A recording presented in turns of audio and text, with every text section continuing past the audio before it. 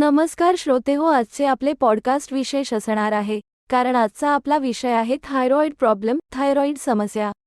रत्नागिरीचे सुप्रसिद्ध आयुर्वेद तज्ज्ञ डॉक्टर बाबासाहेब रेणुशे यांनी आजवर अनेक थायरॉइडचे रुग्ण बरे केले आहेत. त्यांची नाडी परीक्षेवरती उत्तम प.क.ड. व अभ्यास असून ते रुग्णाचे अचूक परीक्षण करून आयुर्वेदिक औषधाने थायरॉइड समस्या बरी करण्यात यशस्वी झाले आहेत. चला तर मग आजच्या पॉडकास्टला सुरुवात करूया. डॉक्टर बाबासाहेब रेणुशे सर, तुमचे आजच्या पॉडकास्टमध्ये स्वागत आहे. सर, आम्हाला थायरॉइडबद्दल थोडी बेसिक माहिती द्या. थायरॉइडबद्दल या 8 महत्त्वाच्या गोष्टी प्रत्येकाला माहिती हव्या. नमस्कार. थायरॉइडबद्दल सांगायचं झालं तर, जर आपलं वजन काही दिवसामध्ये खूप झपाट्यानं वाढत किंवा कमी होत असेल, आपलं कामात मन लागत नसेल आणि नाराज वाटत असेल, तर सर्व लक्षणं थायरॉइड ऑर्डरची असू शकतात. थायरॉइडची समस्या पुरुषांपेक्षा स्त्रियांमध्ये जास्त पाहायला मिळते. यामुळे यामुळे शरीरात काही चेंजेस सहजपणे पाहायला मिळतात. थायरॉइडबद्दल अनेक गैरसमजही आहेत. थायरॉइडची समस्या गळ्यात असलेल्या थायरॉइड ग्रंथी आणि त्यातून स्त्रवित होणाऱ्या हार्मोन्सवर अवलंबून असते. तर आज आपण या थायरॉइडबद्दल काही महत्त्वाच्या गोष्टी जाणून घेऊया. त्याच्यामध्ये गोष्ट 1 नंबर 1, थायरॉइड हा असा आजार आहे ज्यामुळं रुग्ण इतर आजारांनीही ग्रस्त होऊ शकतो. यासाठी मेडिकल टेस्ट आणि उपचारांसह विशिष्ट कोर्स पूर्ण करायला हवा. 2, हा आजार आपल्या हाडांवरही परिणाम करतो, म्हणून डॉक्टरांच्या सल्ल्यानेच व्हिटॅमिन, सप्लिमेंट आणि कॅल्शियमचा वापर करणं गरजेचं असतं. 3, थायरॉइडची समस्या स्त्रियांच्या मासिक पाळीवरही परिणाम करते. सोबतच कोलेस्ट्रॉल वाढून आपल्याला हृदयाचे आजारही होऊ शकतात. 4, हा आजार 30 वर्षांनंतर महिलांमध्ये जास्त प्रमाणात होण्याची शक्यता असते. काही प्रकरणांमध्ये यापेक्षा कमी वयाच्या स्त्रियांनाही या समस्येचा सामना करावा लागतो. 60च्या वयापर्यंत प्रत्येक 5 पैकी एका महिलेला थायरॉइडची समस्या असते. 5, लहान वयात थायरॉइड झाल्यास मासिक पाळी अनियमित येते, तर कधी रक्तस्राव थांबतो आणि गरोदरपणाची क्षमताही कमी होते. 6, हायपरथायरॉइडच्या रुग्णांना उन्हाळ्यात खूप जास्त गरम होतं आणि त्यांचं मेटॅबॉलिझम वाढतं. हेच कारण आहे त्यांना खूप जास्त घाम येतो. तर हायपोथायरॉइडिझमच्या रुग्णांना हिवाळ्यात खूप जास्त थंडी वाजते आणि त्यांचं जेवण कमी होतं. 7, काही रुग्णांना आर्थरायटिसमध्ये उपचार करताना फायदा होत नाही, जे TSHचं प्रमाण वाढण्यासाठी कारण असतं. अशात थायरॉइडवर उपचार केल्यानं आर्थरायटिसमध्येही आराम मिळतो. 8, डॉक्टर्स थायरॉइडच्या रुग्णांना दररोज काही वेळ उन्हात बसण्याचा सल्ला देतात. शिवाय आयोडीन, हिरव्या भाज्या, लसूण, तीळ, मशरूम खाणं हे पण थायरॉइडच्या रुग्णांसाठी फायदेशीर असते. हायपोथायरॉइडिझम सिम्पटम्स केस, घसा व मेंदूवर या आजाराची दिसतात इतकी भयंकर लक्षणं, जी कोणाच्याच येत नाहीत लवकर लक्षात. असे म्हणतात की रोग घोड्याच्या वेगाने येतो आणि कासवाच्या वेगाने जातो. अशा स्थितीत कोणत्याही आजाराची सुरुवातीची लक्षणे कळली तर लवकरात लवकर बरा होण्यासाठी उपाय सुरू केले जाऊ शकतात. अशीच एक हार्मोनल समस्या म्हणजे थायरॉइड समस्या. सामान्यतः थायरॉइडची काही लक्षणे असतात, जी बहुतेक लोकांना माहीत असतात, जसे की वजन वाढणे, थकवा येणे, बद्धकोष्ठता, पोट साफ न होणे. पण अंडर ॲक्टिव्ह थायरॉइडची काही लक्षणे अशी आहेत की ज्यांची बहुतेक लोकांना माहिती नसते. त्याचवेळी या हार्मोनल समस्येची लक्षणे व्यक्तीनुसार भिन्न भिन्न असू शकतात. हायपोथायरॉइडिझमच्या सुरुवातीला कोणती लक्षणे दिसतात ते आता आपण जाणून घेऊया. काय आहे अंडर ॲक्टिव्ह थायरॉइड? डॉक्टर तुम्हाला सांगतात की थायरॉइड ही फुलपाखराच्या आकाराची एक ग्रंथी असते, जी आपल्या घशाच्या खालच्या स्तरावर असते. या ग्रंथीचे काम 3 प्रकारचे हार्मोन तयार करणे हे आहे, जे रक्तदाब, रक्ताचे तापमान आणि हृदयाची गती या स्वरूपात मेटाबॉलिझमवर नियंत्रित करण्याचे काम करते. अशा परिस्थितीत जेव्हा ही ग्रंथी योग्य प्रमाणात हार्मोन सोडू शकत नाही किंवा पूर्णपणे सक्रिय नसते, तेव्हा संपूर्ण शरीराच्या कार्यामध्ये अडथळा येऊ लागतो, ज्यामुळे हृदयविकार, ऑस्टिओपोरोसिस, वंध्यत्व आणि इतर अनेक समस्या उद्भवू शकतात. या हार्मोनल समस्येशी संबंधित काही लक्षणांबद्दल आता जाणून घेऊया. केस गळती व केस पातळ होणं. केस गळण्याची आणि पातळ होण्याची अनेक कारणे असू शकतात, जसे की तणाव, प्रदूषण इत्यादी. पण हायपोथायरॉइडिझम हे केस गळण्याचे देखील कारण असू शकते. या अवस्थेत केवळ व्यक्तीच्या डोक्यावरीलच केस गळत नाहीत, तर पापण्यांचे केसही गळायला लागतात. डोळ्याच्या पापण्यांचे केसही गळायला लागतात. शरीरातील थायरॉइड हार्मोनची पातळी कमी झाल्यावर हे प्रत्यक्षात घडते. यामुळे फॉलिकल वाढण्याची गती देखील कमी होते. केस गळणे आणि पातळ होणे ही लक्षणे प्रत्येकाला दिसत नाहीत. हायपोथायरॉइडिझम झाल्यानंतर 3 ते 4 महिन्यानंतरच ही लक्षणे दिसतात. Dry skin. निरोगी आणि नरिश्ड स्किन हा थायरॉइड ग्रंथी योग्य काम करत आहे याचा पुरावा असतो. त्याचवेळी जेव्हा ही ग्रंथी योग्यरित्या कार्य करत नाही, तेव्हा यामुळे त्वचा कोरडी होते आणि निस्तेज दिसू लागते. याशिवाय थायरॉइड हार्मोनची पातळी कमी झाल्यामुळे त्वचा पातळ होऊ लागते आणि त्यावर खाज सुटू लागते. त्याचवेळी जेव्हा स्थिती गंभीर असते, तेव्हा यामुळे टाळू, पाय आणि बोटांवर देखील कोरडेपणा दिसू लागतो. Mood swings. Mood swings. Thyroid हार्मोनचा थोडासा बदललेला स्तर देखील एखाद्या व्यक्तीचा मूड स्विंग्स म्हणजे मूड पूर्णपणे बदलू शकतो. यामुळे डिप्रेशन येतं, चिंता येतात आणि दुःख या समस्या होतात. लोक साधारणपणे या परिस्थितीला एकदम सामान्य मानतात. वास्तविक हायपोथायरॉइडिझम दरम्यान व्यक्तीला ऊर्जेची कमी आणि थकवा जाणवतो, ज्यामुळे डिप्रेशन, चिंता किंवा दुःखाची स्थिती उद्भवू लागते. अशा परिस्थितीत बरेचदा लोक याकडे एक साधारण डिप्रेशन म्हणून पाहतात आणि त्याच प्रकारे उपचार घेणे सुरू करतात. तर यामागील खरं कारण आहे हायपोथायरॉइडिझम. मेंदूशी निगडीत समस्या. अनमॅनेज्ड थायरॉइडची समस्या एखाद्या व्यक्तीच्या कॉग्निटिव्ह कार्यावर म्हणजे संज्ञानात्मक कार्यावर देखील परिणाम करू शकते.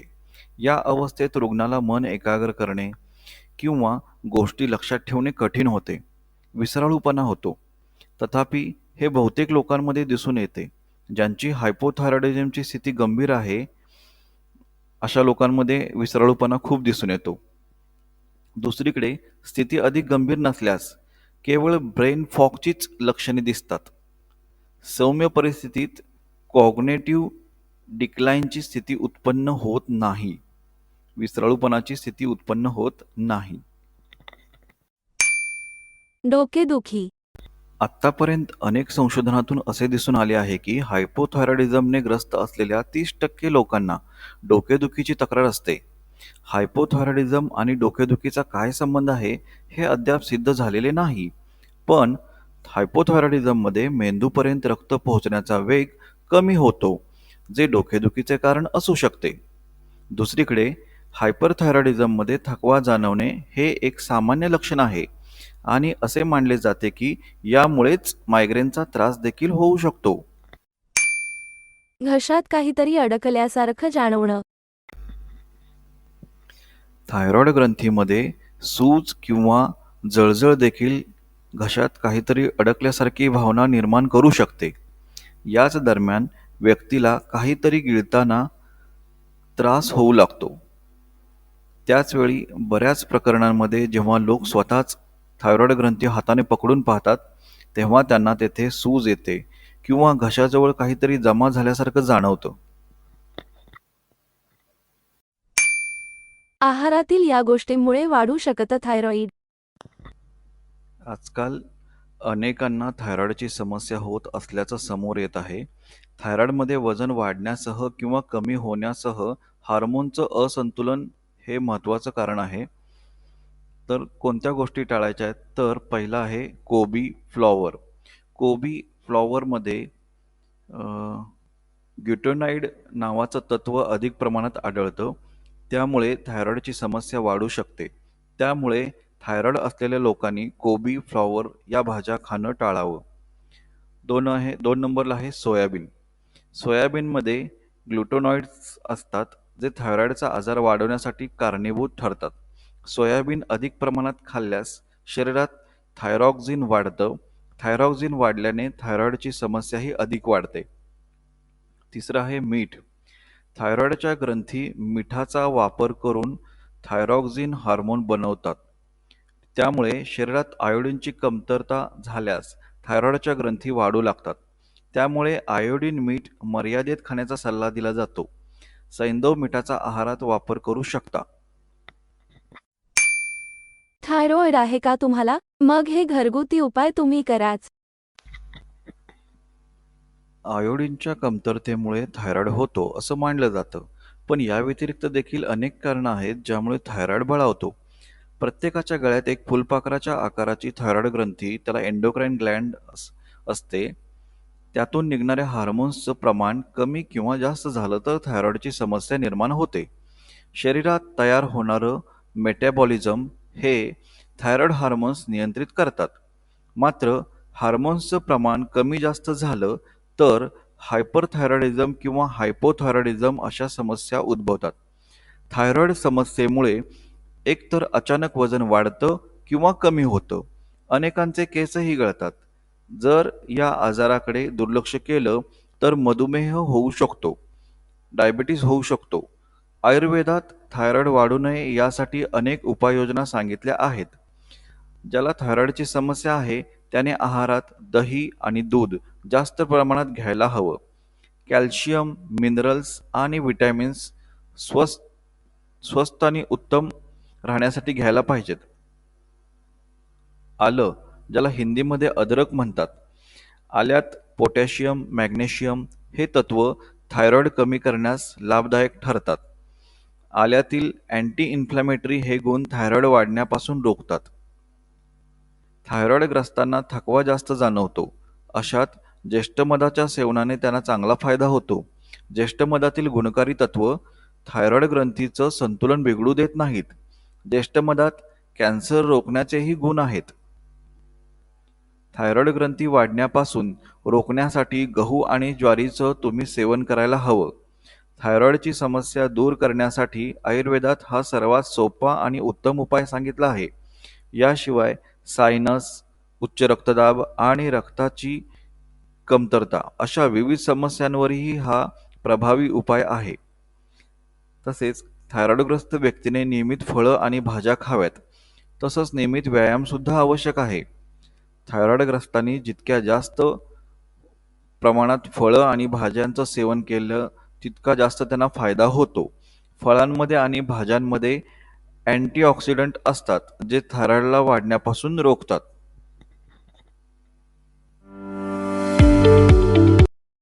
एक सूचना. प्रज्ञा हॉस्पिटल, कोकण नगर, रत्नागिरी येथून डॉक्टर प्रज्ञा रेणुशे मॅडम तसेच डॉक्टर बाबासाहेब रेणुशे सरांचे जे पेशंट भारतातील व भारताबाहेरील आहेत त्यांना कुरिअरने आयुर्वेदिक औषधे पाठवण्याची सोय झाली आहे. ज्यांना कोणाला आयुर्वेदिक औषधे, मेडिसिन पाहिजे आहे त्यांनी फोनवरती संपर्क साधून तुमचा पिनकोड सहित पत्ता व्हॉट्सअपवरती 7053940336 या नंबरवर पाठवून कुरिअरने औषधे मागवू शकता. धन्यवाद.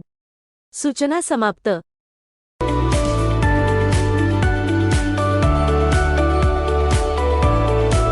पण त्याआधी डॉक्टर रेणुशे सरांचा परिचय जाणून घेऊया. डॉक्टर बाबासाहेब प्रकाश रेणुशे हे रत्नागिरीचे सुप्रसिद्ध आयुर्वेद तज्ज्ञ आहेत. ते आयुर्वेदामध्ये एमडी मेडिसिन झालेले आहेत. त्यांनी आजवर 10,000हून अधिक वाताचे रुग्ण बरे केले आहेत.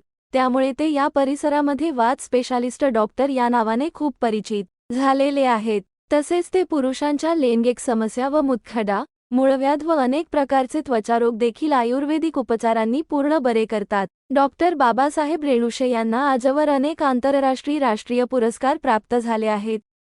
ते WHO वर्ल्ड हेल्थ ऑर्गनायझेशन म्हणजे जागतिक आरोग्य संघटनेसाठी संशोधनाचे काम करतात. आजवर अनेक पुरस्कार त्यांना या आंतरराष्ट्रीय संस्थेकडून प्राप्त झालेले आहेत. कोरोनाच्या काळामध्ये डॉक्टर बाबासाहेब रेणुशे यांनी WHO सोबत अनेक विषयांमध्ये संशोधन केले आहे. त्याबद्दल त्यांना अनेक पुरस्कार मिळाले आहेत. तसेच डॉक्टर बाबासाहेब रेणुशे युनायटेड नेशन या आंतरराष्ट्रीय संस्थेचे स्टाफ मेंबर आहेत. या संस्थेसाठी देखील ते संशोधक म्हणून काम पाहतात. या संस्थेकडून त्यांना पुरस्कार प्राप्त झालेले आहेत. तसेच डॉक्टर बाबासाहेब रेणुशे हे युनिसेफ या आंतरराष्ट्रीय बाल संस्थेसाठी देखील संशोधनाचे काम करतात. या संस्थेकडून देखील त्यांना अनेक पुरस्कार प्राप्त झाले आहेत. डॉक्टरांचे नाडीपरीक्षेवरती विशेष प्रभुत्व आहे. नाडीपरीक्षेवरती ते वाताचे अचूक निदान करतात. यामुळेच त्यांना वाताचे व्याधी बरे करण्यामध्ये यश प्राप्त होते. एकूण 80 प्रकारच्या वाताचे निदान ते नाडीपरीक्षेद्वारे करू शकतात. तसेच गेली 17 वर्षे प्रॅक्टिसमध्ये डॉक्टर बाबासाहेब रेणुशे फ्रीमध्ये रुग्णांना त्यांचे report, blood report, X-ray report, इतर डॉक्टरांनी सुचवलेले रिपोर्ट त्यांना मराठीमध्ये सोप्या भाषेत समजावून सांगतात व त्यांच्या प्रश्नांना उत्तरे देतात. तेही अगदी मोफत. रुग्णांना आयुर्वेदाचं महत्त्व देखील पटवून देतात. धन्यवाद डॉक्टर बाबासाहेब रेणुशे सर. सरांचे MD मेडिसिन झाले आयुर्वेदामध्ये आणि सर रत्नागिरीमध्ये गेली 17 वर्ष प्रॅक्टिस करत आहेत. सरांनी आतापर्यंत अनेक थायरॉईडचे रुग्ण आयुर्वेदिक औषधाने पूर्ण बरे केले आहेत. रुग्णांनी त्यांच्या ज्ञानाचा फायदा घ्यावा व औषधांचे साईड इफेक्ट टाळावेत व दीर्घायुष्य व्हावे. कारण बऱ्याच पॅथीमध्ये मरेपर्यंत औषधे घेण्याचा म्हणजेच कायम औषधे घेण्याचा सल्ला दिला जातो, परंतु त्याचे खूप सारे साईड इफेक्ट असतात. तसे साईड इफेक्ट आयुर्वेदामध्ये नसल्यामुळे आयुर्वेद थेरपी खूप सुरक्षित असते. सर तुमच्याकडून थायरॉईडबद्दल खूप माहिती मिळाली. अनेक उपाय तुम्ही थोडक्यात सांगितले त्याबद्दल खूप धन्यवाद.